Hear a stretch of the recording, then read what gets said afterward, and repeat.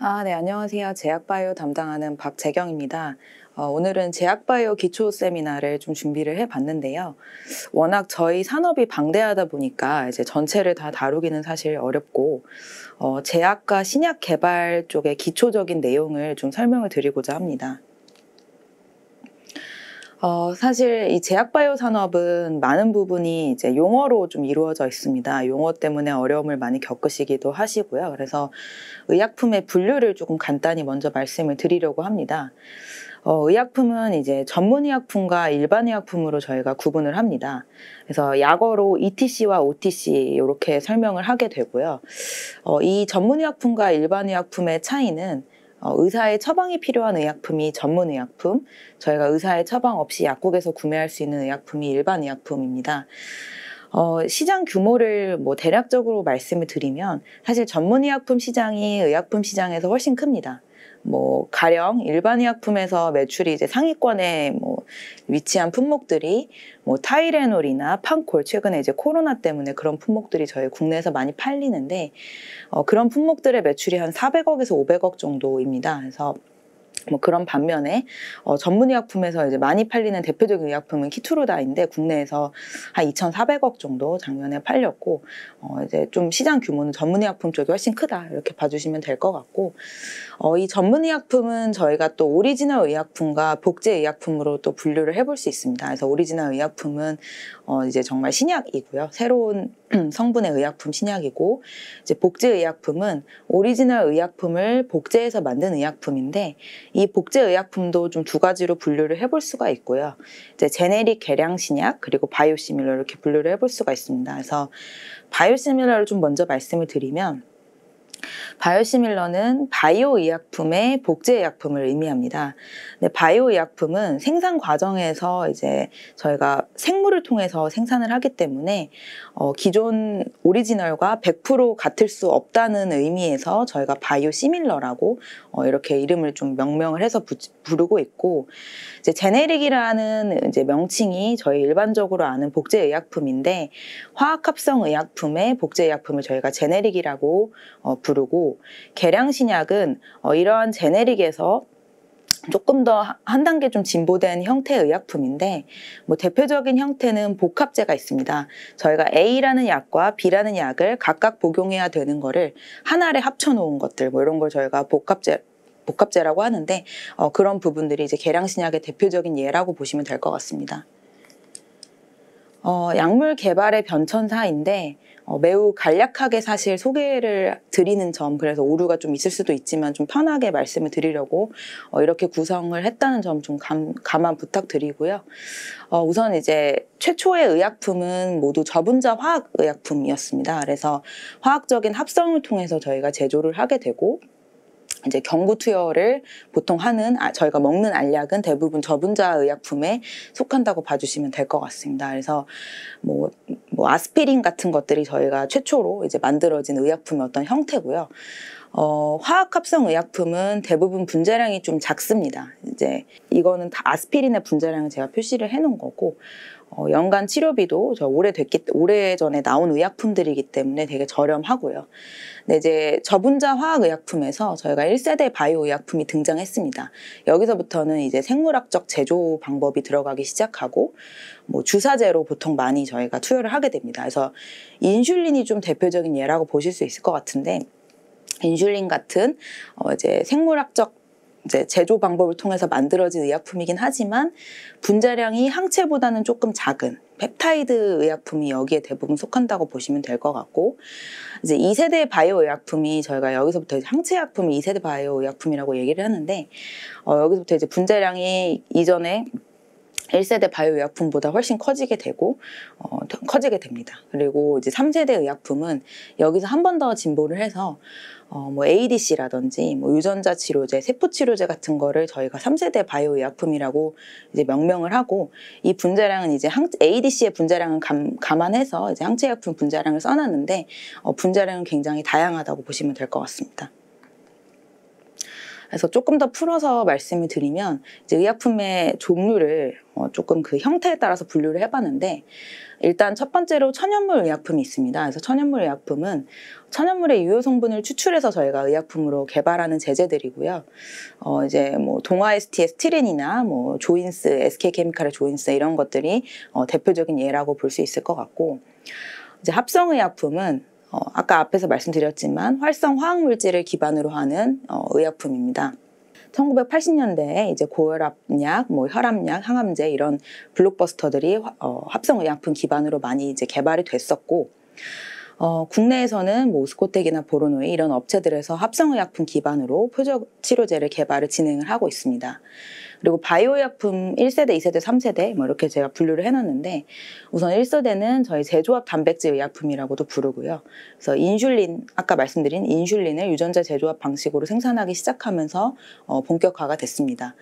그래서 인슐린이나 저희 뭐 성장 호르몬, 뭐 EPO 같은 빈혈약 이런 것들이 해당된다고 보시면 될 것 같고 항체에 비해서 분자량이 작기 때문에 저희가 박테리아 기반 이제 리액터에서 생산이 가능하다는 특징이 있습니다. 그리고 이제 2세대 단백질 의약품이 항체 의약품인데 많이 들어보셨을 만한 뭐 레미케이드, 휴미라, 뭐 리툭산 이런 의약품들이 항체 의약품에 해당됩니다. 그래서 여기서부터 이제 분자량이 1세대 의약품에 비해서 훨씬 커지기 때문에 동물 세포를 이용해서 생산을 하게 되고 뭐 국내에서는 뭐 에이빌 바이오나 와이어 바이오로직스, 뭐 앱클론, 에이프릴 바이오 이런 업체들이 이제 항체 라이브러리를 보유하고 있는 업체들입니다. 셀트리온이나 삼성바이오에피스는 특허가 만료된 항체 의약품의 바이오 시밀러를 지금 개발하고 있고 뭐 항체를 이용한 ADC도 활발하게 연구가 되고 있습니다. 이제 밑에 있는 부분들은 유전자 치료제와 세포 치료제인데 아까 말씀드린 3세대 의약품을 조금 더 세분화를 해봤고요. 유전자 치료제는 유전 물질을 기반으로 하는 의약품들을 포괄해서 유전자 치료제라고 저희가 얘기합니다. 그래서 유전 물질을 전달하는 형태에 따라서 굉장히 다양하게 구분이 되고 이제 넓은 범위에서는 뭐 RNA 치료제, 저희 siRNA나 안티센스 올리고뉴클레오타이드, 뭐 DNA 백신, mRNA 치료제, 유전자 가위 이런 것들이 다 유전자 치료제에 포함된다고 보시면 되고 세포 치료제는 이제 세포를 기반으로 하는 의약품인데 뭐 줄기세포와 면역세포 치료제로 분류를 해볼 수가 있습니다. 뭐 분류 방법은 사실 다양하기 때문에 그냥 좀 참고로 봐주시면 좋을 것 같고 이제 줄기세포에서도 이제 유래에 따라서 성체 배아, 역분화 뭐 등등 뭐 자가, 동종, 이종 뭐 이렇게 저희가 분류를 해볼 수 있고 이제 면역세포 치료제는 저희가 항암 치료 중심으로 지금 발달이 되고 있는데 면역세포인 뭐 수지상세포, T세포, NK세포 등을 이제 활용해서 개발하는 치료제들을 의미하고요. 이제 뭐 국내에서는 뭐 큐로셀, 앱클론, 뭐 지시셀, NK맥스 등의 업체들이 이런 세포 치료제를 개발을 하고 있습니다. 이제 바이오 의약품 시장의 좀 성장에 대해서 말씀을 드려야 될 것 같은데 글로벌 바이오 의약품 시장은 최근 6년 동안 이제 12.8% 성장을 했고 향후 5년간 연평균 9.4% 성장이 전망이 됩니다. 그래서 22년 기준으로 글로벌 매출액 탑 20 의약품 중에서 바이오 의약품이 14개입니다. 그래서 절반 이상을 차지하고요. 전체 의약품에서 차지하는 비중도 계속해서 좀 증가를 하고 있습니다. 그리고 이제 세포 유전자 치료제, 항체 치료제가 사실 지금은 대부분의 이런 바이오 의약품을 차지하고 있는데 세포 유전자 치료제 개발도 저희가 활발하고요. 항체 이외의 바이오 의약품 비중도 이제 2028년까지 30% 이상 확대될 걸로 전망을 하고 있습니다. 그리고 이제 국내 제약 산업에 대해서 좀 간단하게 말씀을 드리겠습니다. 이제 21년 기준으로 국내 제약 산업의 시장 규모는 25조 정도 되고요. 저희가 글로벌 시장 대비해서는 1.6% 수준으로 좀 내수 시장은 조금 작은 상황입니다. 이제 최근 5년간 연평균 4%씩 성장을 해왔고 특히 좀 가파르게 성장하는 부분이 수출인데 이제 21년도 기준으로 전체 생산액 대비해서 수출 비중이 이제 25%로 매년 증가 추세에 있습니다. 그래서 이런 수출 증가를 담당하는 부분들은 뭐 삼성바이오로직스, 셀트리온, 뭐 보툴리눔 톡신, 미용의료기기 이런 업체들이 이제 수출 위주로 좀 성장을 하고 있다 이렇게 봐주시면 될 것 같고. 내수 시장의 상황은 이렇게 우호적이지는 않습니다. 이제 이유는 저희가 약가 인하가 계속 일어나고 있기 때문인데 12년에 저희가 일괄 약가 인하가 한 번 있었고 또 20년 7월에 자체 생동과 DMF 등록 원료의약품 사용을 골자로 한 제네릭 약가 인하가 한 번 더 좀 있었습니다. 그래서 지금 건강보험 지출에서 약품의 비중이, 약품비의 비중이 한 29%에서 24%, 19년에 24%로 계속 꾸준히 감소를 해왔고, 또 20년에 저희가 약가 인하를 한 번 더 단행을 했기 때문에, 당분간 약가 인하가 뭐 일어날 가능성은 낮지만, 건강보험의 보장률이 계속 올라가는 추세이고, 뭐 또 이제 적자를 좀 최근에 기록한 바 있기 때문에 그런 부분들은 저희 내수시장에 어떤 걸림돌을 좀 작용을 하고 있고, 최근에 이제 제조 기준이나 뭐 생동 제한 등 이제 규제 부분도 조금 더 강해지고 있는 상황입니다. 그래서 약가 인하와 제네릭 품목수를 이제 제한한다는 어떤 정책의 큰 방향성이 바뀌기는 어려운 상황이고, 이제 내수시장은 좀 한계가 있다. 그냥 이렇게 봐주시면 될 것 같고. 뭐 이거는 이제 관련한 타임라인인데 간단하게만 봐주시면 될 것 같고요.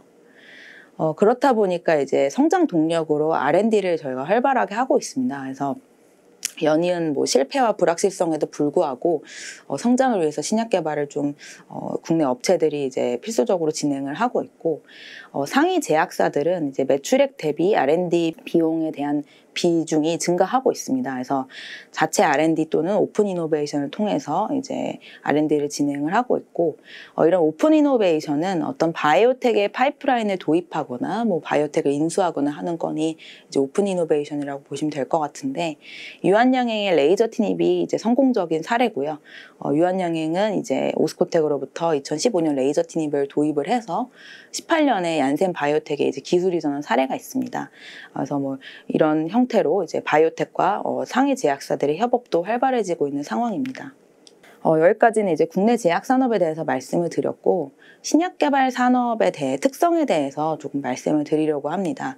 결국은 앞에서 이제 신약 개발이 중요하다고 말씀을 드렸는데, 그럼 신약 개발은 어떠한 산업은 어떠한 특성이 있는가? 일단 첫 번째 특성은 규제가 강력하다는 부분입니다. 사실 의약품은 인간의 생명과 직결되는 부분이기 때문에 규제가 강할 수밖에 없습니다. 그래서 뭐 의약품 허가까지 저희가 이제 비임상, 임상, 허가 승인 신청, 뭐 생산 등의 절차가 필요한데, 그러한 절차별로 다 이제 규제에 어떠한 적용을 받고 있다, 이렇게 봐주시면 될 것 같고, 전임상에서도 GLP 인증 기관에서 저희가 수행한 이제 동물 실험 데이터들을 저희가 전임상이라고 하는데, 이런 부분도 규제에 적용을 받고 있고, 임상도 저희가 당연히 사람에게 투여하는 부분이기 때문에 규제 기관에서 IND 승인을 받고, 뭐 병원 IRB에 또 통과가 필요합니다. 의약품을 생산하는 부분도 이제 GMP라고 해서 그런 기준에 이제 적합하는 시설에서 저희가 또 생산을 해야 되고, 허가를 받고 나서도 이제 시판 후 안전 관리라는 절차를 통해서 계속해서 부작용을 좀 모니터링을 해야 되고요. 그래서 이런 부분들을 이제 규제 적용이 의약품 전 사이클에 다 규제 적용을 받고 있다, 이렇게 봐주시면 될 것 같고, 아까 전에 제가 이제 의약품 개발을 간단하게 뭐 절차를 좀 말씀을 드렸는데, 관련해서 간단하게 말씀을 드리겠습니다.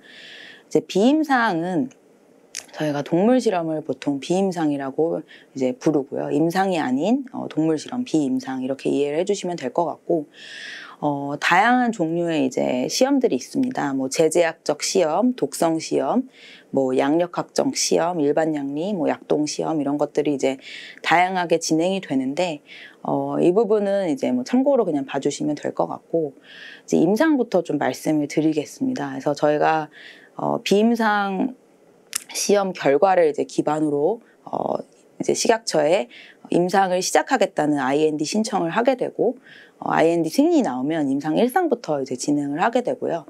임상 1상은 이제 1상에서 저희가 보통 확인하는 거는 신약 후보 물질의 체내 동태, 그리고 인체에서 어떻게 양리작용을 하는지, 그리고 부작용과 안전 용량 범위가 어떻게 되는지, 이런 것들을 저희가 보통 임상 1상에서 체크를 하게 되고, 임상 1상의 목적은 이 후보 물질이 이제 사람이 먹어도 되는 것인가를 판단하는 게 일단 주 목적이기 때문에 환자가 아니라 건강한 성인을 보통 대상으로 합니다.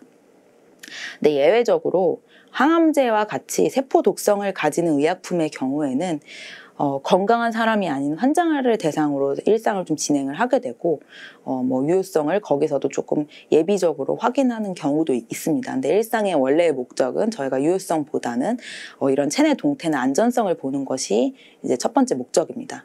그래서 저희가 일상에서 충분한 그런 체내 동태와 안전성을 확인하고 나면 임상 2상에 진입을 하게 되고요. 최근에는 1상과 2상을 이렇게 따로 하지 않고 뭐 1, 2상으로 묶어서 하는 경우들도 많이 있습니다. 그래서 임상 2상부터는 저희가 유효성과 안전성을 조금 확인을 하게 되고요. 그래서 3상을 들어가기 전에 조금 예비적인 임상이다 이렇게 봐주시면 될 것 같습니다. 그래서 2상도 2A상과 2B상으로 저희가 나누는데 2A상은 이제 유효 용량 검토, 뭐 약효 확인, 조금 더 일상에 가까운 이제 초기 단계라면 2B상에서는 이제 약효를 조금 더 면밀하게 살펴보는 형태라고 봐주시면 될 것 같고, 이제 3상에서 저희가 유효성을 입증을 해야 되기 때문에 그 전에 어떤 최적화를 하기 위해서 유효성을 탐색하는 단계라고 2상은 봐주시면 될 것 같고, 이제 임상 3상은 유효성과 안전성을 입증해야 되는 단계 임상입니다. 그래서 저희가 여기서부터는 이제 통계적으로 유의하게 유효성을 입증을 해야 되기 때문에 환자 수가 조금 이상보다 훨씬 많아진다. 이렇게 보시면 될 것 같고, 3상에서는 저희가 어떠한 가설을 세우고 그 가설을 이제 충족을 하는지를 이제 보는 개념이기 때문에 임상을 성공했다, 실패했다, 뭐 이런 부분이 이제 좀 갈리는 게 임상 3상이기도 합니다. 그래서 이제 임상 3상에서 처음에 설정했던 어떤 가설들, 뭐 위약이나 뭐 대조약 대비해서 뭐 우월하다, 뭐 동등하다 이런 다양한 가설들이 있는데, 이런 가설들을 이제 충족을 하게 되면 이 데이터를 기반으로 저희가 이제 식약처 FDA에 허가 신청을 하게 된다고 보시면 될 것 같고, 보통은 이제 임상 3상을 이제 한 건만 하신다고 뭐 생각을 많이 하시는데, 사실 한 건만 하는 경우는 많지 않고 저희가 임상 3상을 뭐 굉장히 여러 건 하는 경우도 많이 있습니다. 질환에 따라서. 뭐 이런 거 참고로 봐주시면 될 것 같고요. 또 이제 신약 개발의 두 번째 특성이 자본 집약적 산업이라는 부분입니다. 그래서 글로벌 제약사들은 매출액 대비 15에서 25%씩 연구개발비를 이제 쓰고 있고, 신약 개발 비용이 얼마나 드는가에 대한 논문이 있습니다. 그래서 이제 자마에서 2020년에 나온 논문인데, 신약 개발 비용이 3억 달러에서 이제 28억 달러 정도 소모가 되었다고 합니다. 그래서 이거는 이제 2009년부터 18년에 FDA 승인을 받은 의약품 기준이고요. 이제 3억 달러에서 28억 달러까지 소모가 됐고, 평균으로는 한 13억 달러 정도 소요가 됐다.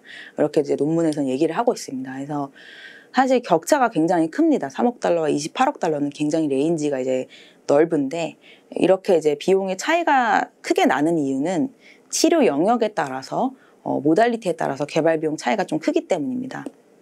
그래서 뭐 이제 질환별로도 저희 이제 개발 비용이 차이가 크게 나는 거를 확인하실 수가 있고, 이 모달리티라는 거는 의약품의 형태를 의미합니다. 제가 이제 앞전에 화학합성 의약품, 뭐 바이오 의약품 이런 부분에 대해서 좀 언급을 드렸었는데, 사실 항체 의약품 같은 경우에는 생산 비용이 화학합성 의약품보다 훨씬 많이 들기 때문에 이제 항체 의약품을 기반으로 신약을 개발할 경우에는 더 개발 비용이 훨씬 많이 들 수밖에 없습니다. 그래서 뭐 그런 부분들에 따라서 이제 크게 차이가 나고, 치료 영역에 따라서도 이제 차이가 나는 거는 아무래도 이제 임상을 저희가 많은 건수의 임상을 해야 되고 환자를 많이 모아서 임상을 해야 될수록 이제 비용이 많이 든다 이렇게 생각을 하실 수가 있는데, 아무래도 이제 희귀 질환이나 이런 부분들은 환자 수, 그 임상에 모집하는 환자 수 자체도 적고, 저희가 임상 3상까지 다 하지 않아도 좀 승인을 받을 수 있는 그런 방법들이 있어서 좀 개발 비용이 적게 드는 반면, 이미 치료제가 잘 발달된 어떠한 뭐 만성질환 같은 경우에는 저희가 3상까지 이제 다 해야 되고, 또 환자 수를 굉장히 많이 이제 모집해서 좀 임상을 해야 되는 부분이 있기 때문에 뭐 이런 부분들이 좀 더 개발 비용이 많이 든다 이렇게 보실 수 있을 것 같습니다. 또 이제 신약개발 산업의 세 번째 특성이 굉장히 오랜 기간이 소요되고 리스크가 높고, 하지만 이제 성공을 하게 되면 그 신약의 라이프 사이클이 독점 라이프 사이클이 길다, 이런 특성이 있습니다. 그래서 신약 개발에는 우선 10년 이상의 시간이 소요되고 성공 확률이 낮습니다. 그래서 이런 걸 좀 보여주는 게 여기를 봐주시면 될 것 같은데, 뭐 총 이제 10년 이상의 기간이 소요가 되고, 이제 밑에 표 보시면 이 부분이 임상시험 성공 확률을 이제 매년 업데이트, 이제 과거 데이터를 기반으로 업데이트해서 이제 발간하는 자료에서 제가 발췌한 내용인데, 보시면 1상에서 2상 성공 확률이 52%, 2상에서 3상이 이제 28.9%, 뭐 이렇게 나와 있고, 결론적으로 1상에서 저희가 허가까지 받는 확률은 저 확률들을 다 곱해보면 알 수가 있는데 7.9% 정도입니다. 그래서 기본적으로 좀 성공 확률이 낮은 이제 비즈니스라고 보시면 될 것 같고, 근데 그럼에도 불구하고 이제 많은 업체들이 신약 개발에 뛰어드는 거는 승인을 받고 나면 독점권이 강하게 보호되기 때문입니다.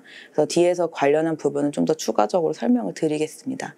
근데 그렇다 보니까 이제 지식재산 확보가 굉장히 중요한 산업입니다. 그리고 임상 1상, 2상, 3상 결국 이렇게 이제 저희가 절차들을 밟아서 의약품을 개발을 하게 되는데, 허들을 한 단계씩 넘을수록 승인 확률이 높아지고, 또 3상에서 이제 드는 임상 3상 단계에서 투입 자본이 급격하게 증가합니다. 그렇다 보니까 이제 투입 자본 여력이 있는 업체들은 이러한 기술을 사려는 수요가 있고, 투입 자본의 여력이 없는 회사들은 이런 기술을 이제 팔려는 수요들이 있고요. 그래서 이러한 기술 거래가 좀 활발하게 일어나고 있다는 특성이 또 저희 산업에는 있습니다. 아까 신약의 어떤 라이프 사이클에 대해서 앞전에 말씀을 간단하게 드렸는데, 이 밑에 그림이 이제 신약의 어떤 매출 곡선이라고 봐주시면 될 것 같고, 일반적인 이제 뭐 소비재들은 매출이 이렇게 꾸준하게 우상향을 뭐 하는 모습을 많이 보이는데, 저희는 좀 급격하게 이제 어떠한 기간이 지나고 나면 매출이 하락하는 형태를 보입니다.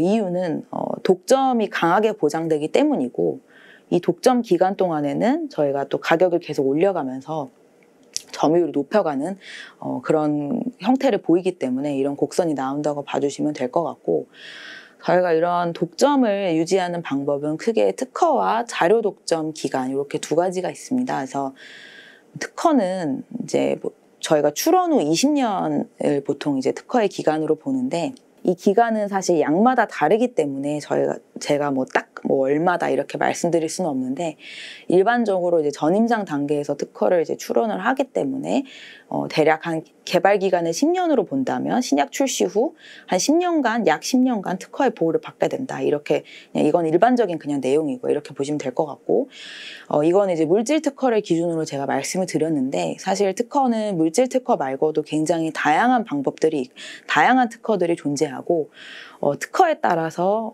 그런 물질 특허 이외의 특허도 이제 좀 깨기가 어려운 경우들이 있어서, 그런 경우에는 저희가 독점이 생각한 것보다 좀 더 오래 이제 독점 기간을 가져가기도 합니다. 그래서 뭐 이런 특허가 있고, 또 두 번째로 독점을 이제 보장하는 방법이 자료 독점 기간인데, 이 자료 독점 기간은 의약품 규제기관에서 이제 신약의 승인 자료를 인용해서 승인을 받지 못하게 보장하는 기간입니다. 그래서 FDA 같은 경우에는 신약에 대해서는 5년, 희귀의약품 7년, 뭐 바이오약품 12년 이런 식으로 이제 뭐 자료 독점 기간을 의약품의 형태에 따라 조금 다르게 주고 있고, 일반적으로는 이제 자료 독점 기간보다 특허 기간이 대부분의 의약품들은 길기 때문에 보통 이 독점을 할 수 있는 기간은 특허에 따라서 결정된다, 이렇게 봐주시면 될 것 같고, 그러면 이제 저희가 독점이 끝나고 나면은 어떻게 되냐, 이제 아까 앞전에 카피 의약품, 그 복제 의약품에 대해서 말씀을 드렸었는데, 이 기간이 이제 끝나고 나면 저희가 제네릭이라고 부르는 카피 의약품을 출시할 수가 있게 되고, 이런 카피 의약품이 출시되면 이제 경쟁으로 MS가 이제 마켓 시어가 하락하고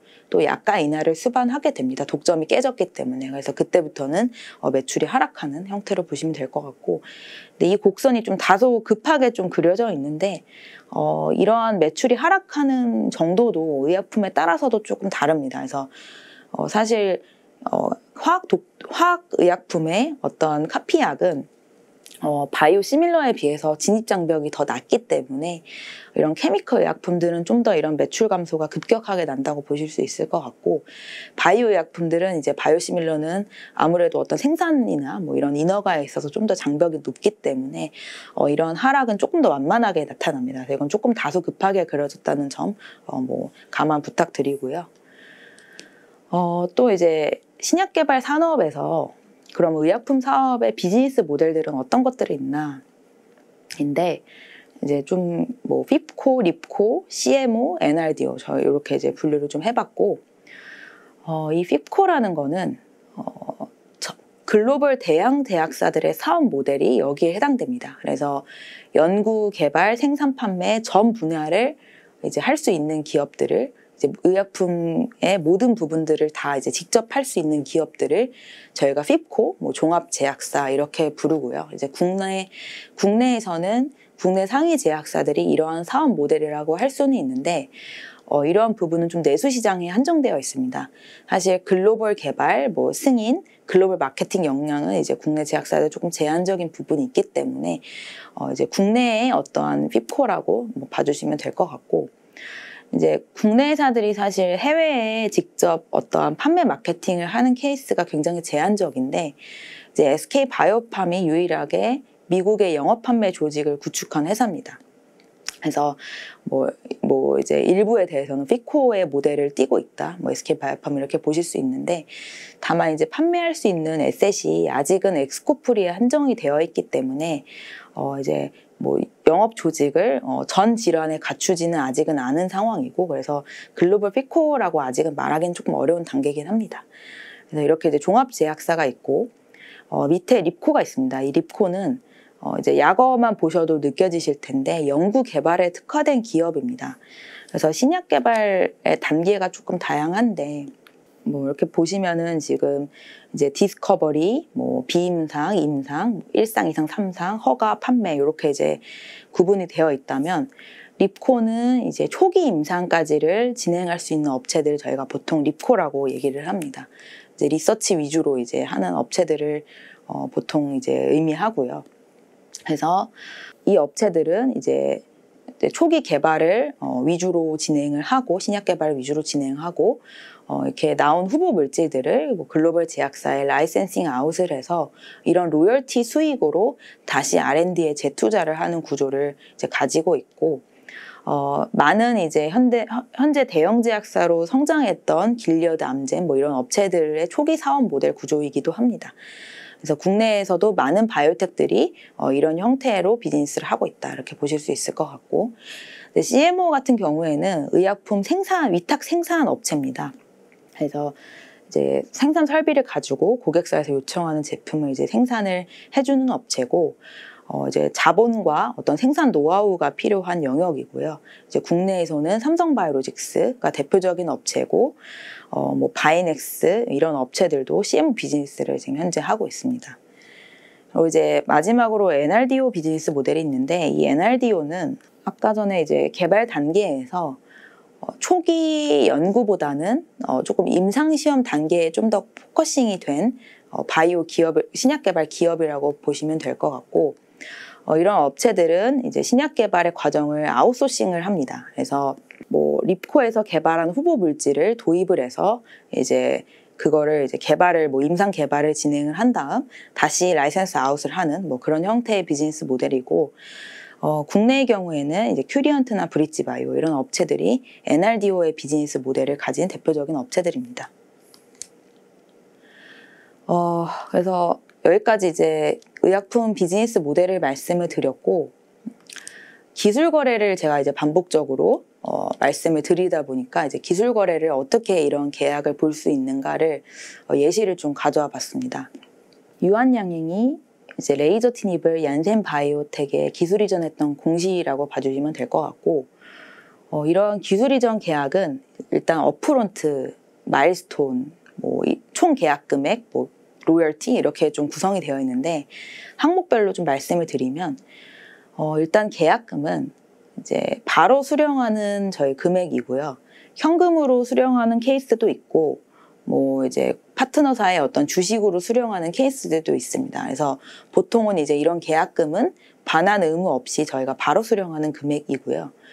이제 밑에 보시면 마일스톤 기술료가 있는데 이 마일스톤 기술료는 크게 허가 마일스톤과 세일즈 마일스톤으로 좀 나눠볼 수가 있습니다. 그래서 이 허가 마일스톤을 먼저 말씀드리면 신규 개발 단계에 진입을 한다던가 뭐 어떠한 단계가 종료가 됐다던가 하는 마일스톤이 발생했을 때 저희가 이제 수령을 하게 되고요. 뭐 예를 들면 뭐 임상 3상에 진입했을 때 뭐 얼마를 수령한다 이런 형태가 된다고 보시면 될 것 같고, 세일즈 마일스톤은 일정 수준 이상의 매출액을 달성하면 이제 수령하는 걸 의미합니다. 그래서 이제 보통 허가 마일스톤과 이런 세일즈 마일스톤을 구분해서 이제 알려주는 경우도 해외에는 종종 있는데, 이제 국내 같은 경우에는 이제 마일스톤 기술료로 보통 합쳐서 좀 공시를 많이 하게 되고, 이 마일스톤 기술료에 그런 것들 다 포함돼 있다 이렇게 보시면 될 것 같고요.